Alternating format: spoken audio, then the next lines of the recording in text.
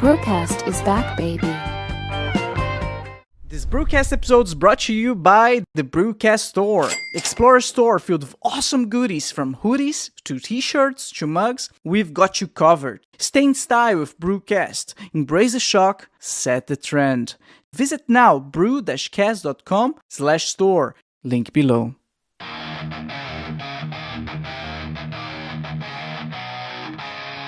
Back with the fire, can't you see the flames? From Deutschland steps comes the BRUCAST name. Voices like thunder breaking all the chains. Unleash the fury like a runaway train. Alright, hi everyone, welcome back to another BRUCAST episode. If it's your first time watching the show, make sure to like and subscribe. If you're listening to Spotify or Apple Podcasts, please rate the show 5 stars. This will ensure that the podcast recommends to even more people and allow me to keep doing what I love. BRUCAST also on Instagram, X, and TikTok, where I upload shorts with the highlights of the show. So follow now, BRUCAST on Instagram, X, and TikTok. Links in the description below. Here we thrive, we survive. Hey there, BRUCAST fans. Welcome back to another BRUCAST episode. If you haven't subscribed yet, please make sure to comment, like, and subscribe. Yes, leave a comment. I wanna know what you thought about today's episode. I wanna see some engagement in the channel, and welcome to our second episode of the year.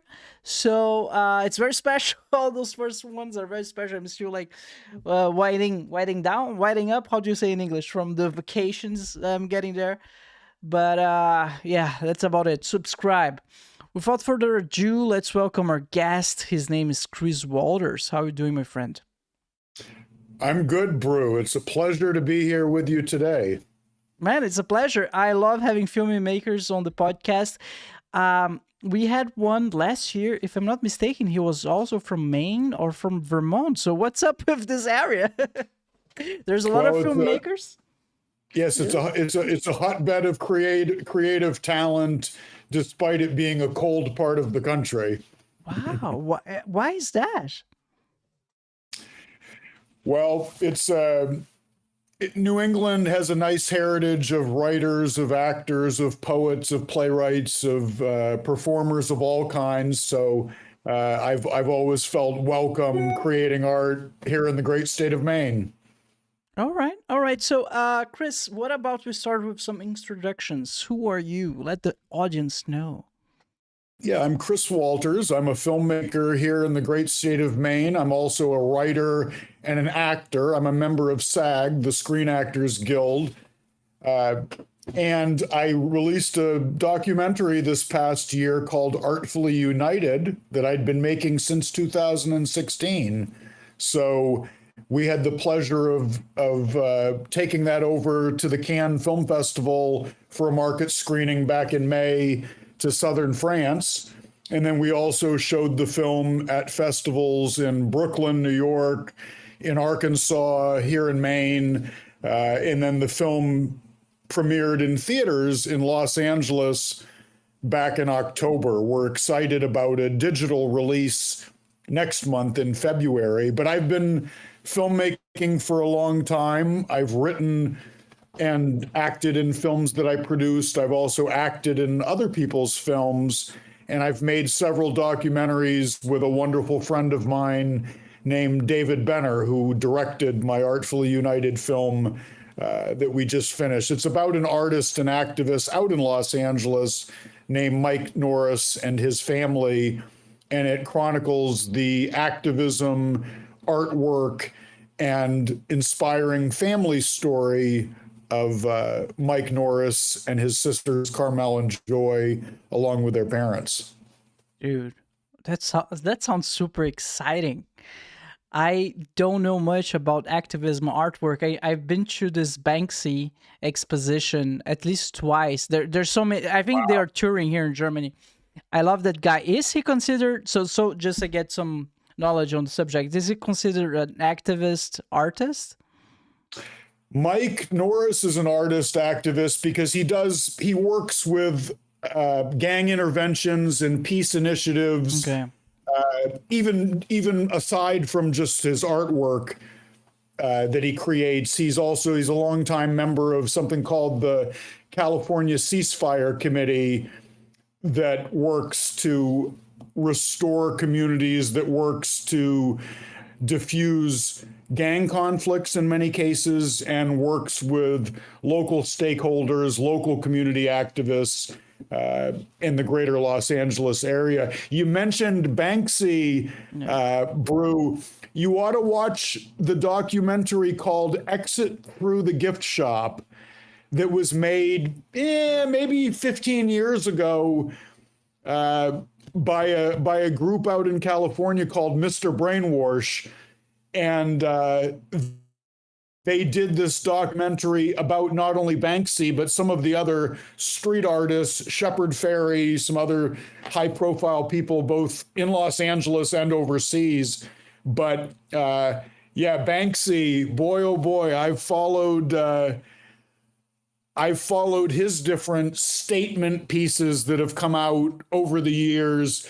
He's somebody who's extremely politically active and invokes controversy many times, not only with his statements made in his art, but also in some of the ways that art pops up and is created under the noses of the authorities or building owners. It's really a remarkable story, all of the things that he's done over the years. But yeah, definitely check out that film, Exit Through the Gift Shop, that came out in 2010, I believe. Yeah. Fantastic, illuminating documentary, and Banksy is featured in it. He's in disguise, certainly, but I think you'd really enjoy it, bro. It's really good. I'm gonna take a look because I love the guy. Yeah, I've been to his as I mentioned, exhibitions numerous times. Apparently, like, no one knows who he is for real. Right. Is that still the case? I'm sure that there's people in his tightest inner circle who know his real identity, but he has remained anonymous in this day and age of very few secrets being able to be kept by somebody so high profile. Did you see the auction where one of his pieces had a built-in shredder that as soon as they consummated the auction item, the winning bid for millions of dollars is my recollection, that the piece immediately went into its own shredder during the auction? You'll have to look up what I'm talking about. I don't recall which of his pieces it was. It might have been the one with the young girl with the balloons. I don't remember, but that was just in the last 5-6 years. Yes, Banksy artwork shredded. Okay, so it was the girl with the heart balloon. Yeah, and when it was sold, that you can see in some of those pictures the piece was immediately shredded. Very dramatic indeed. And he didn't shred it at all, so he's pretty smart. He can still sell it, right? Uh-huh. Yeah, I think he has a boat as well. Like in one of the exhibitions that I went to, there was like pictures of like his boat, and he painted the whole boat. I don't know, but he's probably has a lot of money. Well, I hope so. I mean, it's hard to say. I don't know anything about his actual identity. You would think that his work is so valuable that you would think and hope that a lot of the benefits, would be those that he retains, and that he would stand to profit off of anything that is sold at market or at auction. Theories. Common theories suggest he might be Robin Gunningham, born around 74, or potentially a collective. I don't know. I would bet it's one guy, if I had to. I think it's one guy too. I think that he almost certainly enlists others in the logistics, and that others may help facilitate getting things up if it's in a difficult place to reach, if it's in a difficult area that's public that needs some sort of diversion or distraction. I'm sure there's other people who work with him, but I believe that the Banksy, the artist, is just one individual, is my opinion, or best guess. I think the most weird art piece that came out in the recent years was this banana. Do you remember the duct tape banana? The actual banana that was taped onto the canvas or whatever it was. And did the person who bought that attempt to eat the banana? I don't remember, how that story ended, but yeah, I remember seeing that also and thinking that was quite remarkable. Chris, I want to make sure that we cover Artfully United, your movie, of course. But before we get there, since we're on the topic of the banana and Banksy, how much? I want to ask you this first. How much do you think all of that's money laundering? They're just laundering money, because I think it's not 0%. There's some, I don't know how much it is, but it's not 0%. I'm kind of delighted that you would ask such an interesting question, Brew. I think that money laundering informs the decisions, the antics, the machinations of people all over, in and out of the world of art, in and out of entertainment. I'm not completely cynical, but I believe that money laundering is at the heart of many, musical record labels, of certain theatrical productions over the years. It's so funny that you asked me that question. You always ask yourself, when you go into some place that nothing seems to be sold, or there's no prospect for making money, and it's under the most extravagant of circumstances, it does make you wonder, what exactly is going on. It's so funny that you asked that. I haven't come into it directly myself. Although I can remember going into record stores 20, 30 years ago and knowing that the folks that set them up were trafficking drugs or doing something else illegal. It's so funny that you asked that. With respect to art, the reason that can be done is because it's so subjective. What you think is something that's priceless or that should be worth tens of millions of dollars, somebody else may step back and say, I think that's a waste of paint, or I think that's a waste of time. So with art, it's so subjective that there always remains the possibility that people are doing something in order to justify assets on a balance sheet, or to try to cook the books otherwise. It's sort of a conversation I've never had with anybody in any sort of formal interview, but I'm so delighted you asked, because it's an interesting thing to consider.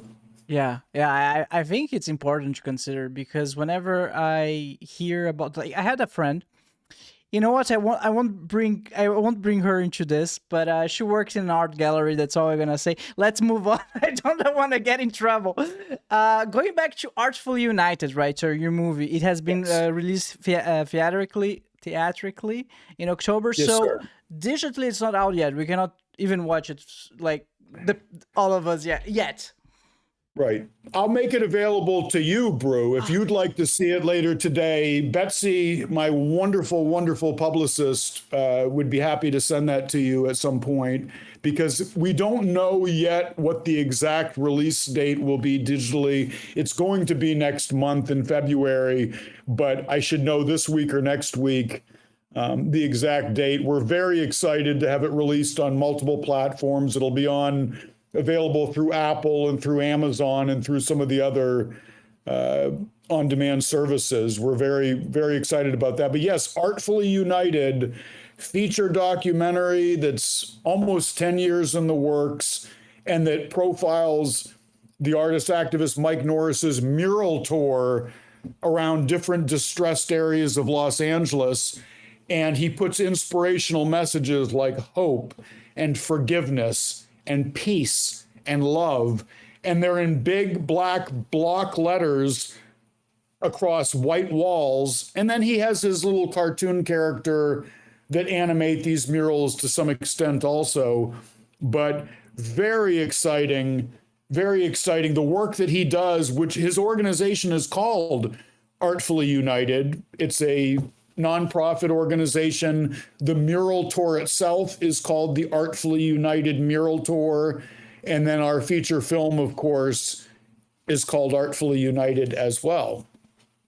So for those who are just listening, I'm sharing the screen right now of one of the paintings, Forgiveness. It's like the painting on the wall.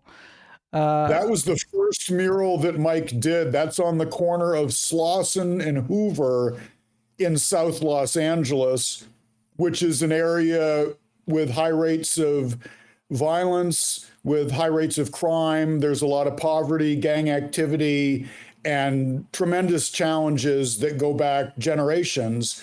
And there are testimonies people have given Mike about seeing this word forgiveness at times when they were in distress. And even one person who was suicidal and reached out to Mike and said, after seeing that mural at such a low point in my life, it gave me pause for considering things in the hope that things could get better. And he thanked Mike for his mural being an intervention at a time that he was suicidal. And the same thing has happened with his peace mural, where there's testimonies from people that there had been gang violence and other violence in that area for a long time. And one gentleman had even been shot, was even a victim of gunfire 2 different times, and said that there is remarkably less violence and even a different cultural turnover, a sense of greater peace in this area where this mural went up. So he thanked Mike for this also. It's really active, inspiring work that he's doing in some of the, toughest circumstances and locations in the Los Angeles area. Wow. Man, that's impressive. Just with the painting, it's changing lives. Yes, sir. Yeah. Now it's getting super interesting because it has the human aspect as well. And who was I? So I went to university. I study history of art at university, art history, right? And Nice. which was one of the courses there. And I remember that my teacher, he used to say that if art without any meaning or story behind it, usually speaking, it's like I don't want to use his words because he said it's masturbation. I'm gonna say it. There we go. Because you're just doing it for yourself. There's nothing interesting. Like when you're doing art, it needs to have some meaning behind it. It has some objective, some mission behind it. That's what truly is art. And I feel like this is a shift here. Yeah, sure. Mike's artwork is very meaningful, not just because it's message oriented, but to your point, it's not just self-indulgent. Thank you. Put it that way. That's the word I was looking for. Thank you. Thank you. Not, but I appreciate your characterization, because there are cases where it doesn't seem to be art meant to inspire anybody or communicate anything or to challenge anybody. There are times that I think art can be self-indulgent, which may dovetail well with what you brought up about the the subjective waters in which money laundering or other fraud could occur. Mike's artwork, it's spectacular, but it's very meaningful also. His best known works before doing these kind of murals, many of them were fine art commissions that he did. He's also a fashion designer who was able to do some spectacular artwork on clothes, on shirts, on the side of Air Force One sneakers. I mean, just tremendous objective talent that the man has, but he does these big projects that say forgiveness or peace, and they belie his talent because the focus is on the words, the message. It's not on him as an artist. It's not to bring glory to himself as an artist. It's not to enrich himself as an individual or as an entrepreneur. It's really for him to change these communities, change the culture, and as he says, subliminally market positive messages. This is branding in very challenged communities. This is outreach at the street level, but it's things that people have a visceral reaction to. The message is there, his character is there. It's really been inspiring to document his work and activism over the last 10 plus years. Yeah, I just found his Instagram. I'm sharing some images here.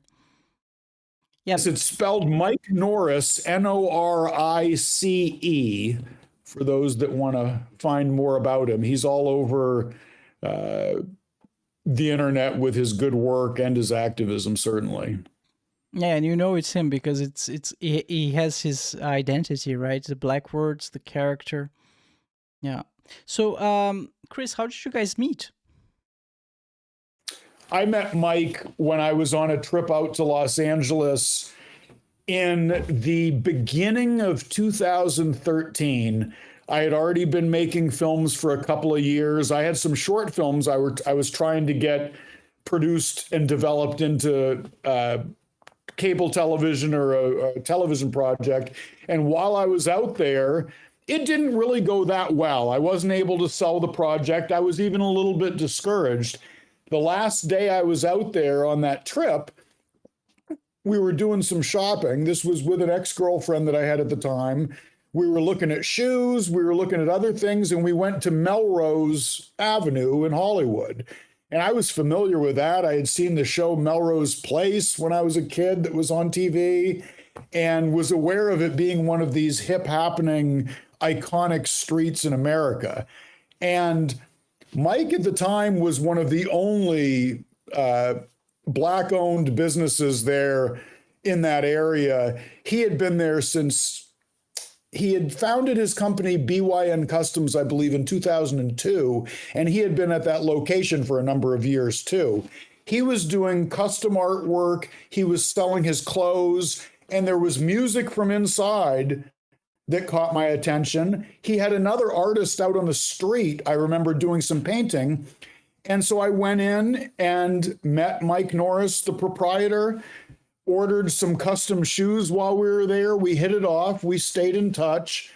And then when I got back to Maine, I eventually heard from him when he was doing some events and parties out there at his store. So I went back out myself this time to Hollywood, and we became friends. I had him come out to Maine a couple of years later when I started doing big murals around my house. I live in a great big one-story house that was an old boarding home and assisted living facility. And so I have great big long hallways and walls in some places, and had lived there in the past and then gotten divorced and then was out of that house for a few years. When I got back into that house around 2015, I said, it needs a facelift. I need to, do something different with it. And Mike was one of the first people I had come in and do murals. Now Mike has done like 7 or 8 murals on many trips across the years. We've gotten to be better and better friends. And Mike was being commissioned to do murals at schools and community centers already. He and I said, you know what, Mike, you're doing this anyway. It's such an incredible story. I asked him, can I document you, your activism, and your family history, your story? He was on board with that. Mike was already preparing to do this Artfully United tour with the messages to further get his activism out there to the streets in his area where he came from. And so we started filming before that forgiveness mural ever even started. And it took a while for that to happen. So we've been doing this since 2016. We just finished it last year, finally. I did all the post-production at the Pfeiffer Post Studios in New Jersey with a wonderful lady named Molly Connors, who's one of the producers. She and I are on the Maine Film Commission together. That's how I met her. And we were both appointed by the governor, Janet Mills, a couple of years ago. And so Molly's group did the color adjustment, the sound mixing. We even re-edited some of the film. And they've been my partners also in distribution and marketing. And another wonderful lady, Amanda Bowers, gentleman Alex Spat, are partners of hers. But teamwork makes the dream work. And this has been a team effort, bringing this film to completion, and certainly working with Mike and supporting and chronicling his activism over the years. Dude, I'm invested. I want to watch it. I'm so excited for you to see it, Brew. I'm super excited for you to see it. I really am. You know, because if you commissioned his artwork for your own home, like you're serious about it. Like you're you're not joking around. Oh yeah. Yeah. That's super interesting. So, many years doing this documentary. So, did you went with him, like filming him? Or there was a camera crew, or did you just gave him the camera and said, "Do your thing"? How was the whole process? We filmed it. We came out. I brought Dave, my director, 30 plus times out to Los Angeles over the years. Even when the pandemic occurred, we were still traveling out, not as much. We did another project called Postcard from Hollowell, Maine, that was a short documentary that won a number of awards and was in a number of film festivals worldwide. But Dave and I continued to go out there. We also had some camera people, guy named Alan Dillingham, gentleman named Wesley LaPointe. We've had a great, crew. It's mostly been what we would call a skeleton crew, though. It's usually been me and Dave going out there, maybe with one other camera person. And then Mike was able to supply us with some footage and certainly with lots of old pictures and photos to enhance the film. Damn, that's so interesting. The thing about where did you go to college? I want to go back, Brew. You were talking about your art history class you took. Where did you go to college, or what did you study? I'm kind of interested in, of what informs your interests and the areas where you're residing now. Of course. So I'm actually an artist. I work as an artist in the gaming industry. I graduated in game design, and I spend my time developing games. But games are highly visual, right? There's the audio and the visual, and you need someone to do the visual part. And that's mostly what I do. And to do that, you need to have some history class, at least accordingly to my university. You need to learn a little bit about art history, and that's where I got like my knowledge from. Yeah. Where was the college that you went? What was it called, or where was it? So it was in Brazil. It's called Universidade AMB Morumbi. So AMB I don't know the English translation. AMB Morumbi University. Yeah. So do you also speak Portuguese? So the thing is, I'm in Germany, but I was born in Brazil. Yeah. Interesting. Then I moved here later in life. Yeah. So do you speak Portuguese or do you speak Spanish? In Brazil, that's a common mistake. But because all the other countries in South America, basically most of them speak Spanish, but we do speak Portuguese. I thought so. Yeah, I thought so. Interesting. Yeah. Yeah, I took history of art and architecture at the University of Maine of Augusta, where I played basketball years ago, where I graduated from last year. It took me 30 years to graduate college after getting out of high school. I had some, an interesting. It wasn't a straight line to where I am today. It's been some ups and downs. There's been some side, diversions. Well, it's kind of a long story. I know that we have some time to talk, but I didn't get right. I didn't get right to film for the same reason I didn't get right into, graduating college. I wasn't as focused as a young man as I am today. I might have been ambitious, but I certainly wasn't focused. And I'd like to think that I'm a more responsible, ethical adult in my 40s than I was in my 20s, needless to say. It takes the time that it takes, I every single day I read this little quote from a book. It's like motivational quotes, and one of them is, "You're not late. You're exactly where you need to be in life." That's it. That's a quote, and for me, it just brings peace, and it's like, yeah, sure, I am where I need to be, and that's it. So I would say that's what I would say. Yeah. I just noticed, Chris, we need to go into a quick sponsor break, and we're going to be right back. All right, see you soon. Parents, have you been searching for an app that's both fun and educational for your kids? I've got something exciting to share with you today. It's called FunTastic Plus. FunTastic Plus is a free app where education meets entertainment, designed specially for children ages 2 to 12. It's built by experts, completely ad-free and totally safe, so you can feel confident handing your phone or tablet to your little ones. Inside the app, kids will find a world of engaging content, their favorite cartoons, audiobooks and songs to spark imagination, educational games that make learning fun, and all of that to keep them entertained while supporting their development. FunTastic Plus is available on iPhones and iPads and even works offline, so whether you are on a road trip, flying, or just at home, your kids will always have something to enjoy. So if you're ready to give your kids a space that's both fun and educational, download now FunTastic Plus for free on the App Store. FunTastic Plus, a safe and ad-free educational platform for kids. Link on the description below.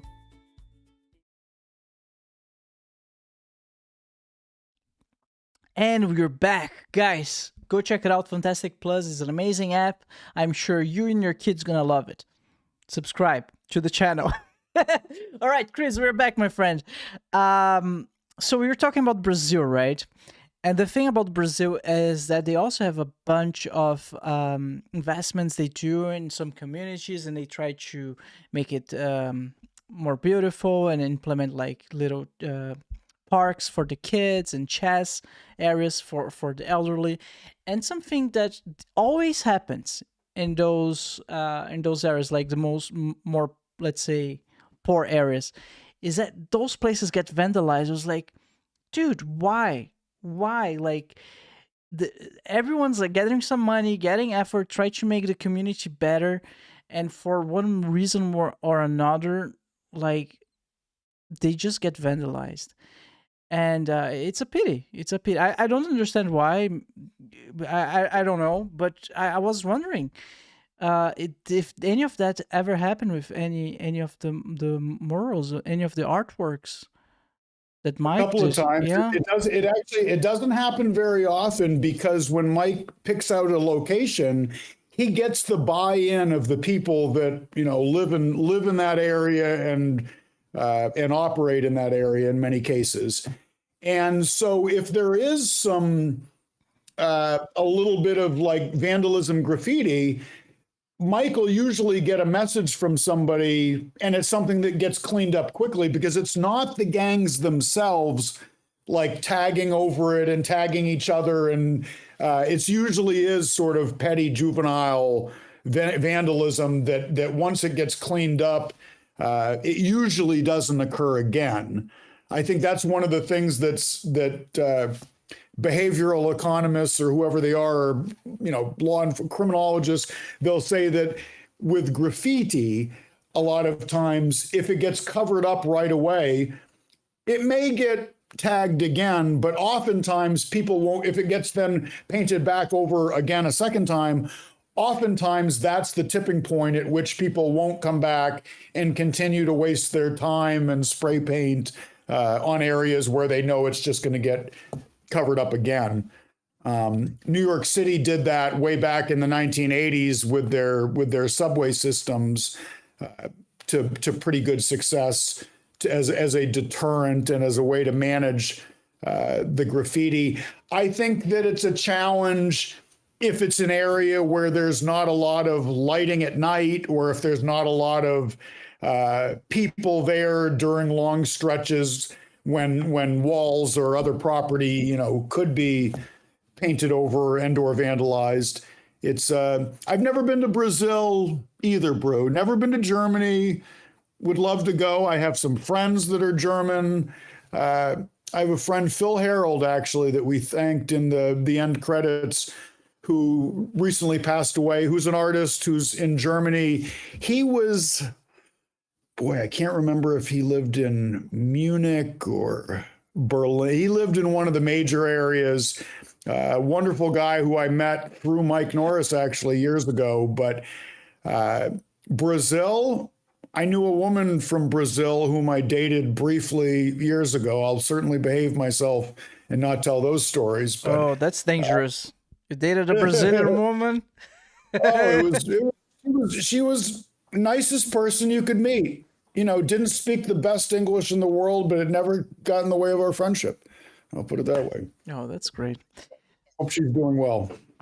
You know, I think they got it right in Berlin because I lived in Berlin for a couple of years, and they have a place there called Mauer Park. Mauer Park is basically the park of the wall, and it's one would think it's talking about the wall that fell during the war. No, no, no. It's a graffiti wall.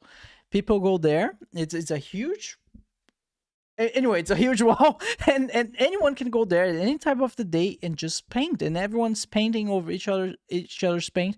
I've been there a couple of times with colleagues just for fun. Just we popped some beers and spend like the day there having fun drinking and just graffitiing it. And yeah, you go there the next day, it's gone. I think by now there must be like, I don't know, maybe 1 meter of ink on top of each other.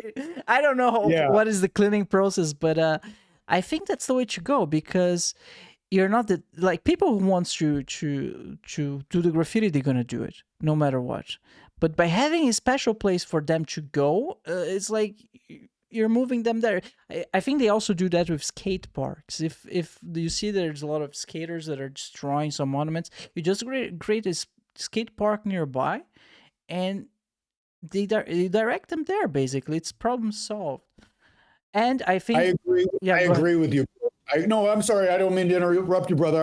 I agree with you that if there is an outlet, No. for people, whether it's an outlet for frustration or an outlet for creativity or an outlet for physical energy, I think, allocating those in the right place always makes more sense than just wishing people didn't have these impulses. I think it always benefits a community as well as the people that own the properties or who live in those communities or who are the people that need that outlet themselves. I think it always benefits for that to exist, whether it's skating, whether it's murals and street art, be it spray paint or otherwise. I think having an appropriate outlet, to your point, always is a positive thing. Yeah, well said. For everything. Does the beer give you headaches in Germany? I've heard that it's, Europe is different than the United States, that there's so much ultra processed, junk in the food supply here.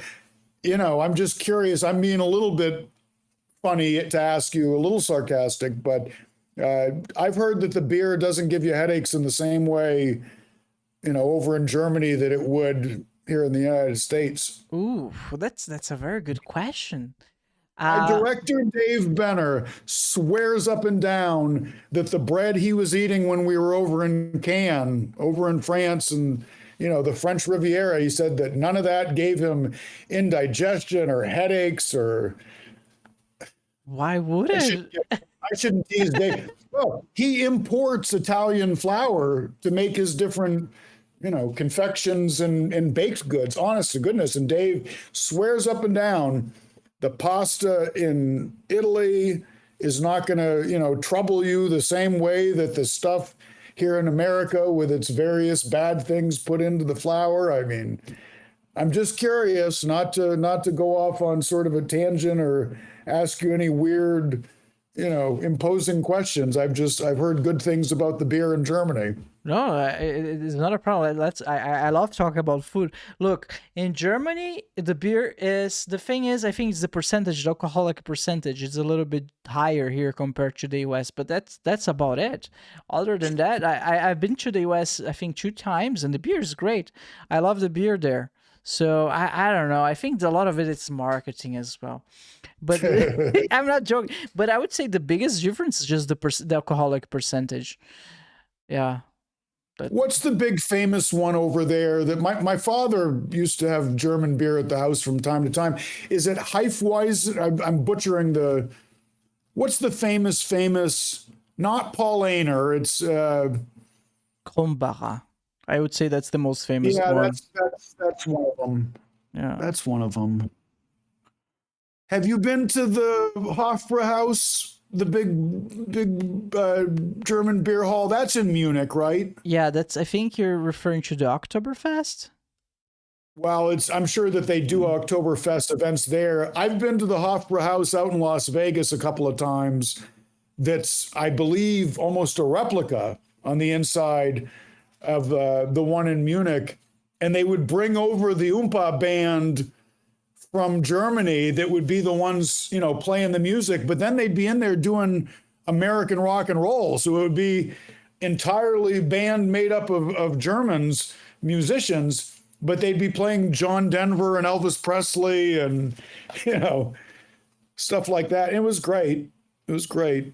Sounds about fun, if you ask me. Can I tell you 3 wonderful German restaurants here in America? Of course. The East Side German restaurant in New Britain, Connecticut is my favorite. I've gone there with my best friend from college, Greg Stratus, for 20 plus years. That place is great. Richard's German restaurant in Brunswick, Maine is fantastic. You have to call the day before if you're going to want to be there and order potato pancakes. Really? And then Schnitzel Kitchen or Heidi's Schnitzel Kitchen in Sarasota, Florida. Those are my 3 favorite German restaurants. Not that anybody asked, but, you know, here we are talking about German food. I would be remiss if I didn't shout out those places that have brought so much happiness to me over the years. Dude, I love that name. Heidi's Schnitzel. It's like the most German thing ever. Oh, and Heidi, believe me, oh yeah, she's something else, and she's got the staff in there wearing the lederhosen, and she's got the guy that plays I don't even know what the horn is called. It's like one of those the Ricola commercials that you stand way up and. German horn? I don't know. No, it's not a German. It's like it's Swiss or some, you know, the horn type that he plays, but he also plays guitar. That's it. Is the pipe, the long, I don't know how it's called. Alphorn, yeah. Do that's fun. Oh, my dad's always impressed when I go into these places, and I know a lot of the songs that they'll start. You know, they've got the one in heaven there is no beer. That's why we drink it here. Oh my god! But you know, one of my dreams is when I retire, right? Just to rent a RV and cross the US, getting fat, eating all the food, because let's be honest, one thing that the US got right is tasty food. I'm not saying healthy, I'm saying tasty. Like, it's world famous. And the United States has perfected getting fat too, but that's... Yeah. My wife would like to do the same thing you just described, except for the getting fat part, but she's all about, you know, doing the RV when we're old and, you know, going off across the country and getting into trouble and, you know, discovering adventures and otherwise. I heard there's this restaurant in the US where it's all about, I think they weight you. You need to step on a scale before you enter. You know what I'm talking about? It's called Hooters. Oh, that's the one? Oh, Hooters? you're talking about weighing the customers. Yeah. Oh, no, it's I'm not sure, but it's Yeah, that's a real place, but again, it's all part of the marketing, right? They weigh the customers, and I think if you are too fat or too heavy, let's say like that, you eat for free. I don't know, like, it's celebrating obesity, you know. There is a little news story you could probably find about a guy who went to a restaurant called like the Heart Attack Grill or the Heart Attack Burgers. Poor guy had a heart attack. You know what I mean? Like, I think that's the one. It might be the one, yeah. Yes, I could see, boy, the wonders of technology. You're pulling it up right now. Yeah, Heart Attack Grill. Poor guy went in there, and you know, it was a self-fulfilling prophecy. Hell yeah. We have Five Guys here in Germany as well. I go from time to time. It's are you a Five Guys fan? Yeah, Five Guys is legit. Five Guys is legit. Because I hear there's like a competition. If you ever come to Maine, Brew, best hamburger you can get up here, Nighthawk's Kitchen in Freeport, Maine. Oh my god. You know what I'm doing? I'm saving this podcast so I can... Right. So you can reference this in the future when you're doing your, you know... Chris, another thing that caught my attention from your profile is that you're also an animal activist, right? Yes, sir. I'm actually the president of the board of directors at the Kennebec Valley Humane Society, where I live. I've been the board president for a few years, and I've been on the board itself for over 10 years. I set up a special fund called the Christopher D. Walters Second Chances Fund 10 years ago that's raised over $100,000 for surgeries, procedures, treatments for animals that come into the shelter's custody that need things to either make them more adoptable or life-saving procedures in some cases that we didn't have money budgeted for.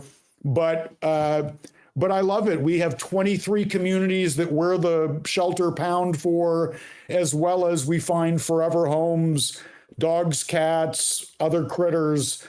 And it's been very fulfilling work. I've done a bunch of web episodes. I've done almost 50 episodes over the last 5-6 years or so of something called Happy Tales at KVHS. And those are adoption profiles of the animals. It's me on there with the cat saying, this is Frisky that needs to be in a home with no kids. And this is Bowser the dog that likes long walks on the beach and needs to be on a soft food diet and gets along with kids, but not cats. And we've been able to find homes for all these critters over the years. It's been really successful doing that. And that's what I'm working on right now, actually, Brew. That's my really New Year's resolution for 2026 was to get that developed into a television show. So I'm working with the same guy, Dave Benner, who directed my documentaries. He's been the one that's directed almost all of these Happy Tales web series episodes over the years. He's also going to be directing the television version. And I'm even working with Fyfin and Molly Connors and all them, Lady Victoria Furman, some wonderful people on our team of bringing that. So you spell it, yeah, Happy Tales, TAILS, and then at KVHS, which stands for Kennebec Valley Humane Society. Yeah, there I am. Hell yeah, man. There we are. Yeah. That's cool. That's my big, that, and then Artfully United will be out on digital release next month. I guess that would be the other big goal for this year. Man, you're doing Yeah, God's work. Watch some of these episodes through. You'll have to watch. They're entertaining, and I interview people in it also, and it's all unscripted. You know, if something pops into my mind, I ask the person whether it's a dog trainer or animal control expert or, you know, our director talking about fireworks or, you know, holiday gatherings or anything else. It's Oh, the little buddy, Chloe.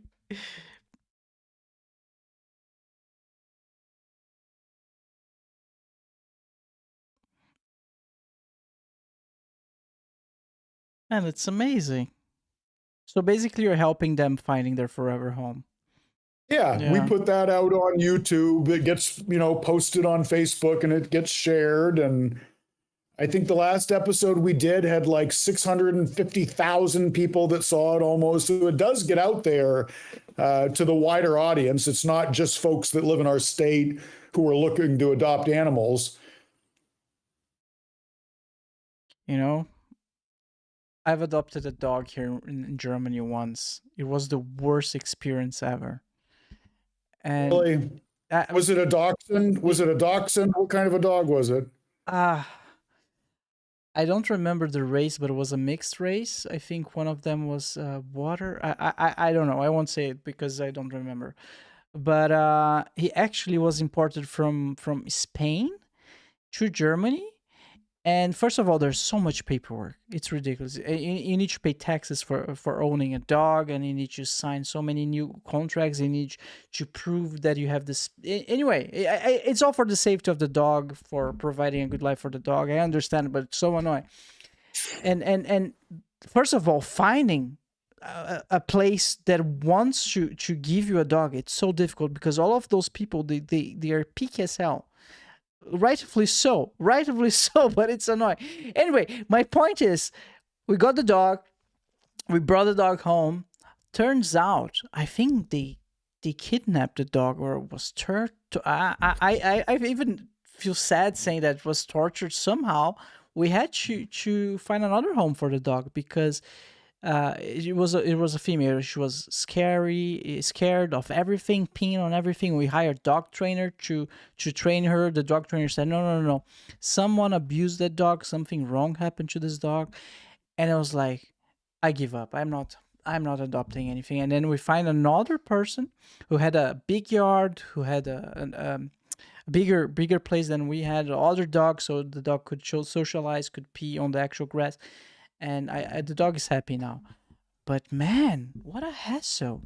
And I think And now you have a cat, Brew. I saw there was a cat walking around in the background. yeah, When you and I were talking beforehand, I noticed somebody else was there. yeah, I gave up. I have cats now. It's easier. I miss having a cat, to be honest. I had one cat.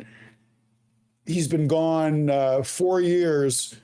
He's been gone a little bit more than 4 years, but he would, I have 4 dogs, and he would antagonize the dogs, and it was too much. I'm going to wait till later in life when I have a different pack of dogs that are less high strung, and then get another cat. My first marriage, I married a woman who had 6 cats.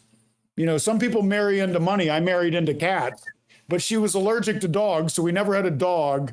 I'm happy to report that she remarried, and now she's no longer allergic to dogs. They have dogs and cats now. How come you just are not allergic to dogs? How is that possible? I think she thought she was allergic at the time, or she may have had a sensitivity, or maybe she came upon that idea from a dog that had more dander or more, offensive hair, before we got together. In any case, I wound up eventually able to have my dogs, which included a dachshund. That's why I asked you when you were talking about German heritage and dogs. And speaking of dogs that'll pee all over the floor inside, be warned about dachshunds. They're the most charming, adorable, funny little things you've ever met. But if the weather's bad outside, or boy, if they get their nose out of joint about something else, they can bark very loud. They're hounds. They're not little terriers. They're hounds. So they have those loud, deafening, robust barks. And my dachshund I had some behavioral issues. He was from a tough life. He had a hard time starting out. So he was already, somewhat conditioned in that way when I got him. But that's why I asked. I had a Doberman when I was a little kid that was a German heritage with better behavioral reputation, needless to say. Damn. Yeah. That's the thing about adopting, right? You sometimes you don't know what happened to them. It's kind of sad. Would you say that's somehow possible to I don't want to say train to bring peace to them somehow? Yes. Yeah. Yes. We had a lady who worked at Kennebec Valley Humane Society for many years, a lady named Anna Henderson. Anna's not only a dog trainer, but she's also a behaviorist, and one of the few people in the state that went to college and has lots of education specific to the behavioral aspect of it. And yes, you can bring around animals just like people. It might take a lot longer. It might take lots of therapy, and it may never get them all the way up to somebody who's completely composed and at peace. But definitely you can make progress with dogs that have been either under-socialized, poorly socialized, abused even in many cases. We try to never give up on animals. We have like a 99% placement rate with our animals at the Humane Society, even the ones that come in with different histories of being aggressive or being, timid or having behavioral challenges. Many of them, we work with them to bring them along. So I think you never want to completely lose hope unless it's an animal that's actively dangerous and continues to be aggressive and be violent. And unfortunately, many times it's because they were either bred with those bad intentions or mistreated and or trained with bad intentions. So I'd be hopeful. Not all of us can do it right away. Oftentimes, you can't make a lot of progress if there's a bunch of other animals in the house. But yeah, to answer your question, yes, some progress can be made with dogs, especially, and animals that have real behavioral problems. Yeah, but it takes a lot of work, right? Because they have been trained like that. Yeah. Yeah. Have you ever dealt with snakes? Yes. Yeah. It's so funny. It's so funny you asked that. So, one of my best friends in the world, gentleman named Dusty Wildman Crum, and we went to high school together at Sarasota Christian down in Florida. Dusty now lives in the Florida Everglades, where he is a paid, licensed, certified, legit python removal contractor for the state of Florida. He works for South Florida Water Management District, and I've gone with him on some of these python hunts where I wasn't getting paid, but I signed a bunch of releases in case I get bit or fall out of the truck into the ditch or something and get hurt, that I would absolve the state of Florida of liability. And Burmese pythons wound up in the Everglades, where they became like apex predator, eating everything in sight, brought chaos to the ecosystem down there, eating all the small mammals and birds, disrupting the natural food supply. So I go with Dusty from time to time on these python hunts, and you can see videos of him wrestling these big 16, 18-foot gigantic man-eating python. And he hunts these things barefoot, doesn't use a gun, doesn't use any sort of a lasso or harness. He goes in and gets these things barehanded. And he was the star for 2 years of the Discovery Channel show Guardians of the Glades. And he's been the co-star for a number of years now on the History Channel's Swamp People Serpent Invasion, which is about people battling these python. There he is. Dusty's the good-looking barefooted guy with the beard, and there's some of his snakes. Dude, that's insane. He's battling the snake.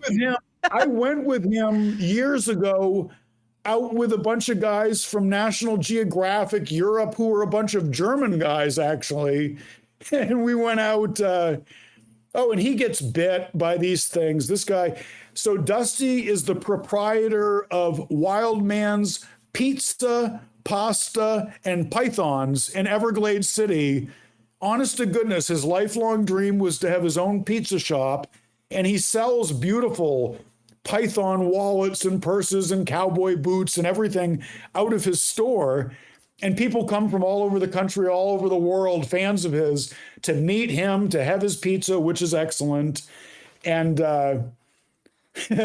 so we've never had a snake on any of my Happy Tales at KVHS episodes. We don't really deal with exotics and reptiles much at the Humane Society, but I've certainly had my encounters with snakes. I got bit on the hand, Brew, a couple of years ago when I was python hunting with Dusty, because I went in and was sort of, hesitant. I've had a lifelong just been terrified of snakes. So this was one of those face your fears things. I'd gone hunting with him for many years, but when we'd come across these snakes, he was always the one capturing them.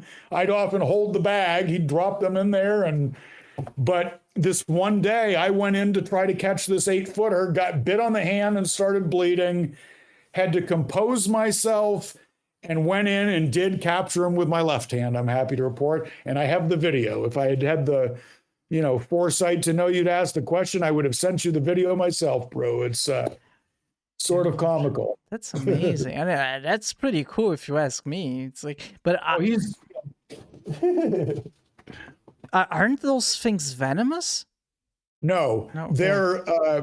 They're constrictors. They're ambush predator, constrictor snakes. They've got some nasty teeth, though. The teeth go the wrong direction. So when they do muckle onto you, it's probably good if it doesn't get stuck. Dusty's had them before where, they're just muckled right onto his hand, and it's a bit of a process to get the mouth to open at that point. But they are not venomous. Florida does have some venomous snakes. They have coral snakes. They have, I think they have types of rattlesnakes. They do have some poisonous venomous snakes, but Burmese pythons, they don't belong in the Everglades. They were in a exotic pet breeding facility outside of Miami in Homestead, Florida in 1992. Hurricane Andrew came in and created tremendous damage. I remember my church youth group, people going over there for mission trips afterwards. But one of the most unfortunate results was they didn't evacuate the animals out of this exotic breeding facility. So Hurricane Andrew comes in, blows the place over, and all of these Burmese pythons slither into the Everglades. And they've been wreaking havoc ever since. So this is something that, the state of Florida, they've budgeted for the removal. They're now using, I believe, robot rabbits even to try to get them out of there. They use Judas snakes and have all sorts of sophisticated tracking methods they go about. But Dusty does it the old-fashioned way. He has keys to these state levees that you drive in. There's no cell phone reception. There's 28 miles one way, and then you got to turn around and drive back. There's only one way in, one way out.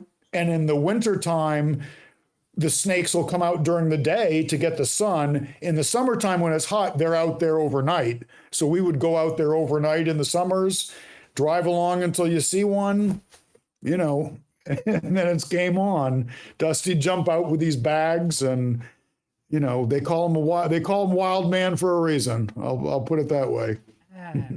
That's insane.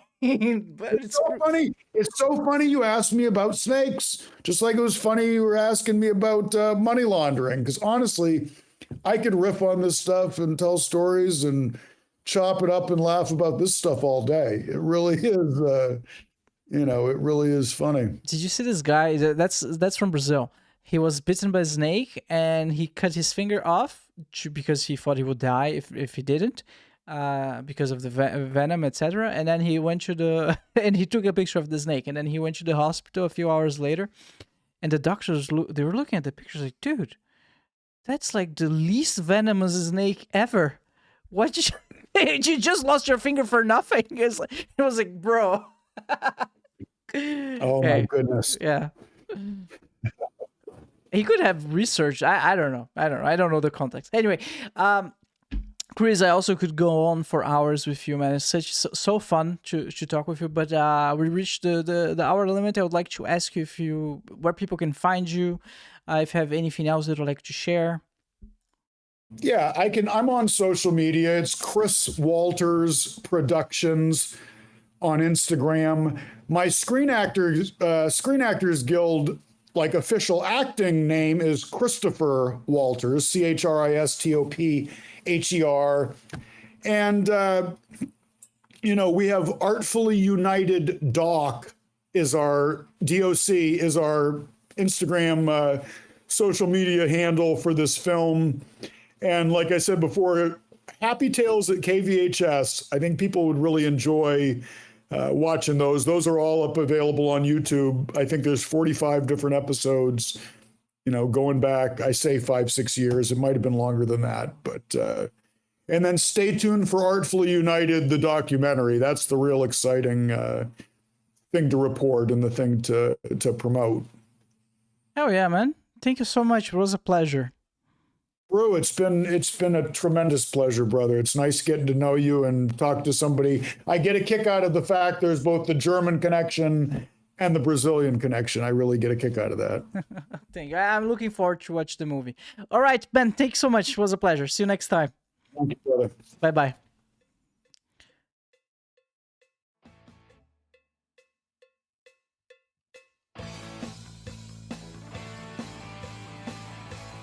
Thank you so much for hanging out with us today. If it's your first time watching the show, make sure to like and subscribe. If you're listening on Spotify or Apple Podcasts, please rank the show 5 stars. This will ensure that the podcast is recommended to even more people and allow me to keep doing what I love.